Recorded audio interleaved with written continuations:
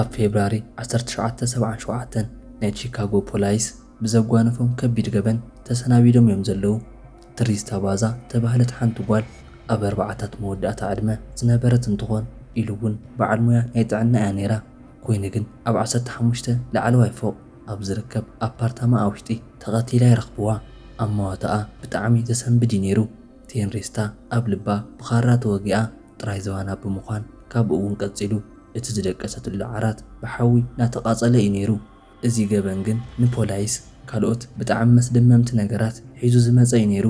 እቶም ፖሊስ ናይዛ ተቐንጻሊት መሓዙት ቤተሰባን ኢሉ እውን ጎረባብታን ሓዊሱ ምርመራ ዋላ ተገበረሎም ዋላ ሓንቲ ዝረብሕ መረዳእታ ክረክብ ኣይከኣለን ነይሩ። ሓደ መጠራጠሪ ነገር ኢሎም ብፍሉይ ትኹረት ዝጠመትዎ ነገር እንተነበረ ኣብ ዲያሪኣ ጽሒፋቶ ዝነበረት ናይ ኤኤስ ትኬት ምዕዳግኪ ኣይትረስዕ ድብል ጽሑፍ እዩ ነይሩ። ነዚ ገበን ንክፈትሑ ፖሊስ ን6 ኣዋርሕ ዝኣኽሉ ብዘይገለ ዕረፍቲ ዋላ ተሰርሑ ምንም ዓይነት ሓበሬታ ክረኽቡ ብዘይምኽኣሎም ተስፋ ቆሪፆም እቲ ፋይል ናብ ዘይተፈትሑ ኬዛት ወይ ድማ ናብ ኮልድ ኬዛት ክሕውስዎ በፂሖም ነይሮም። ኮይኑ ግን እዚ ታሪክ ፍሉይ ዝገብሮ ኣጋጣሚ ስለተፈጥረ ተመሊሱ ናብቲ ምርመራ ይመልስዎ።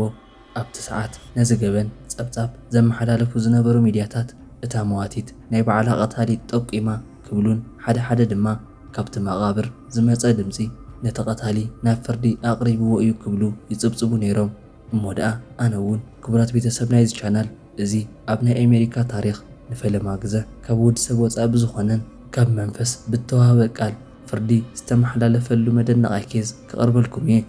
ክሳብ ናይቲ ቪድዮ መፈጸምታ ሓቢርኩምን ንኽትጸንሑ ዓዲመኩም። ነቲ ቪድዮ ተፈቲኹሞ ላይክ ምግባርኩም ኣይትረስዑ። ናብቲ ታሪክ ክመልሰኩም።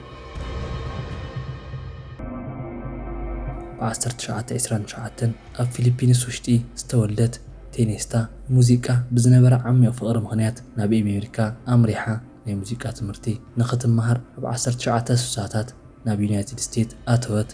ኮይኑ ግን በቲ ሓሳባ ከይደፍአት ኤጁባተር ኣብ ዝተባህለ ቺካጎ ውሽጢ ኣብ ዝርከብ ሆስፒታል ውሽጢ ኣብ ናይ ሃንደበታዊ ናይ ክፍሊ ስራሕ ክትሰርሕ ጀመረት።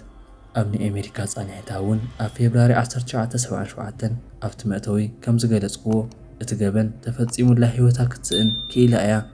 እሞ ደኣ ፖሊስ እውን ናይዚኣ ምስኪን ጓል እቲ ገበን ከመይ ከም እተፈጸመ ብዘይገለ ዕረፍቲ ን6 ኣዋርሕ ዝኣክል ተኸታቲሉ ኣብ ዝረብሕ ደረጃ ንምብጻሕ ብዘይምኽኣሉ ነቲ ምርመራ ንምቁራጽ እናተዳለወ ኣብ ዝነበረሉ ሰዓት ሓደ ልሙድ ዘይኮነ ዓይነት ጥቆማ ይበጽሖ። ናይ ኣካላት መጥባሕቲ በዓል ሞያ ዝኾነ ዶክተር ጆርሴ ቾዋ በዓልቲ ገዝኡ ዝኾነትን ኣብ ኤጅዋተር ሆስፒታል ሃንደበታዊ ክፍሊ እትሰርሕን ንሬሚ ኣብ 3 ዝተፈላለዩ ግዜታት ናይ ትሪስታ መንፈስ ተቖጻጺርዋ ከም ዝነበረን መን ከም ዝቐተላ ኣብ ናይ ሬሚ ኣካል ውሽጢ ኮይና ከም ዝተዛረበት ናብ ፖሊስ ደውሉ ይዛረቦም። ከም ናይ ጆሴ ዘረባ እንተኮይኑ በዓልቲ ገዝኡ ሬሚ ናይ ትሪስታ መንፈስ እንትቆጻጸራ ኣብ ድንዛዘ ውሽጢ ከም እተኣቱን ናይ ትሪስታ ኣፍ መኽፈቲ ቋንቋ ዝኾነ ሬሚ ዘይትፈልጦን ተዛሪባቶ ብዘይትፈልጥን ታጋሎግ ዝተባህለ ቋንቋ እዩ ነይሩ ዝተዛረበቶ። ጆሴ ንፈለማ ግዘ ትሪስታ ዝተዛረበቶ እንትዝክር ዶክተር ሓገዝ ካየድልየኒ እዩ ዝብል ምሕፅንታ ከም ዝነበረ እዩ ዝዛረብ። ጆሴ ብጣዕሚ ይሰናበድ፣ ዝሓስቡን ዝዛረቡን ይጠፍኦ። ትንፋሱ ኣኪቡ ግን መን ከም ዝኾነት ይሓታ። ንሳ እውን ትሪስታ ባዛ ኢዳ ትምልሰሉ። ቀፂላ እውን ምንም ነገር ክትፈርሕ የብልካን፣ ኣነ ነቲ ናይ ቅትለት ገበን ንኽፍታሕ ንኽትሕግዘኒ ጥራይ እየ ዝደሊ ኢላ ትዛረቦ። ካብዚ ንድሓር ትሪስታ ነታ በዓልቲ ገዝኡ ተቖጻጺራታ ኣብ ዝነበረትሉ ቅጽበት እቲ ዝቐተላ ሰብ ሽሙ ኣለን ሾዌ ከም ዝኾነን ዝተበላሸወ ቴሌቪዥን ንኽጽግን ኣብ ዝመጸሉ ሰዓት ከም ዝሰረቓን ከም ዝቐተላን ትዛረቦ። ካብቶም ዝሰረቓ ኣቑሑት መንጎ እውን መጌጽቲ ከም ዝነበሩ ተዛሪባትኒ እያ ኢሉ ይዛረቦም። ብዘደንቕ ኩነታት ነዚ ንምእማን ዘጸግም ታሪክ ካብ ጆሴፍ ዝሰምዐ መርማሪ ጆሴፍ ምስሊ እቲ ነገር ከም ዓብዪ ቃል እዮም ሒዞሞ። ነዚ እውን ብዙሓት ምኽንያታት ዋላ እንተነበሩ እቲ ሓደ ግን ኣብ ናይ ትሪስታ ዲያሪ ዝረኸብዎ ጽሑፍ ኤኤስ ዝብል ናይ ሽም መጀመሪ ፊደላት ምንባሮምን ጆሴፍ ናይ ትሪስታ መንፈስ እቲ ቐታሊ ኣሹም ኣለን ሾዌ ምዃኑ ተዛሪባትኒ እያ ብምባሉ እቲ ኩነታት ምርኻቡ እዩ ነይሩ።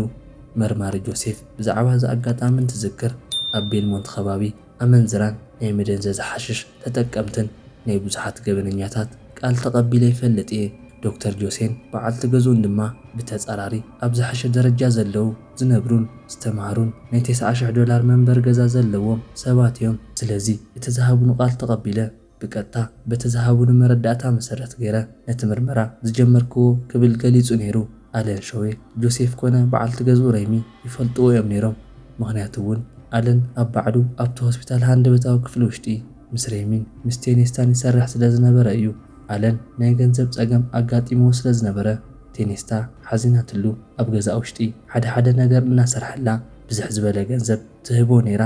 እቶም መርመርቲ ነዚ ኣጻሪም ድሕሪ ምብጽሖም ናብቲ መንበር ገዙ የምርሑ ኣብኡን ምስ በጽሑ ምስታ ጥንስቲ በዓልቲ ገዙ ኮይኑ ይረኽብዎ ሕቶታት እናሓተትዎም እውን እንከለዉ ያንካ ዝተባህለት ኣብታ በዓልቲ ገዙ ኢድ ናይ ቴኒስታ ካቲም ይረኽቡ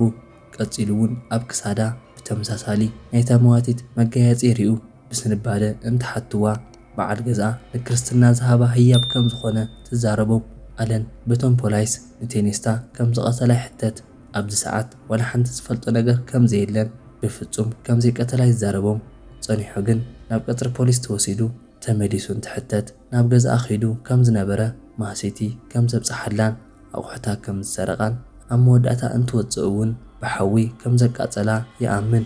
نيشتي صني حجن قالوا بمعصاف بوليس نتا تنست بعالت ገዙ ከምዛ ኣስርዋ ብምፍርርሖም ምኽንያት ተገዲዱ ከም ዝኾነ ይዛረብ እቲ ጠበቓ ዊልያምስ ዋኖ ፖሊስ ነታ ዓሚሉ ብዘይ ስሩዕ ናይ ሰብ ወረ ከምዛ ኣሰሮ ብምዝራብ እቲ ክሲ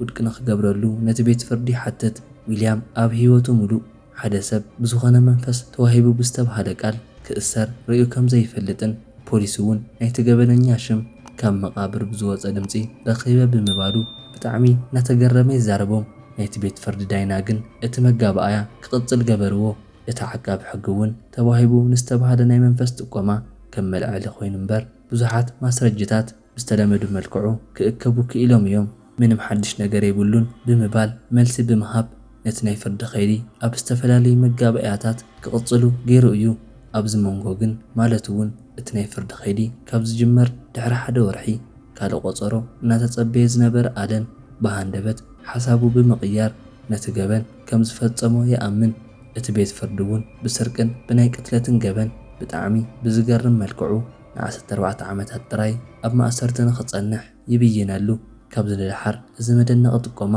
ናብ ፖሊስ ዝሓበሩ ጆሴ ምስረሚ ምስ ሓደ መሓዞም ብምዃን ዘ ቮይስ ፍሮም ዘ ግሬፍ ብዝብል ርእሲ ብዛዕባ ኩነታትን ኣብ ህይወቶምን ብዛዕባ ተፈጥሮ ዘይተጸበይዎ ተግባራትን ዝገልጽ ሓደ መጽሓፍ ጽሑፉ ክኢሎም እዮም እዚ ኣዝዩ መደነቒ ታሪኽ ኣብዚ ጥራይ ከየብቅዐ ዝተፈላለዩ ተኸታተልትን ሙሉእ ፊልምን ተሰሪሖምሉ ንተዓዘብቲ ቀሪቦም እዮም ካብዚኣቶም መንጎ ባንሶል ሚስትርስ ቀሪቡ ዝነበረን ኣብቲ ድሓር እውን ናብ ፊልም ዝተቐየረ ቮይስ ፍሮም ዘ ግሬቭ ተጸራሕቲ እዮም ካብቲ ናይ ፍርዲ ከይዲ ንድሓር ጆሴ ምስ በዓልቲ ገዝኡ ስሩዕ ህይወቶም ዝቐጸሉ እንትኾኑ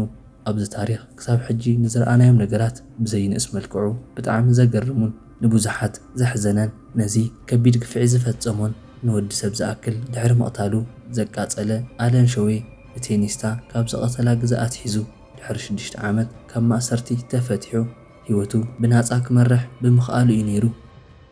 እሞ ደኣ ክቡራት ቤተሰብ ንስኻትኩም ከ ብዛዕባ እዚ ታሪኽ እንታይ ሓሳብ ኣለኩም ብሓቂ ዝተፈጸመ ታሪኽ ዶ ወላስ ጆሴ ምስ በዓልቲ ገዝኡ ዝገበርዎ ታሪኽ ኢልኩም ትሓስቡ ኣብ ኮሜንት ግደፉለይ نابس channel حدشت زخونكم سبسكرايب بمقبارن نزي فيديو لايك مقبارن ما يترسعوا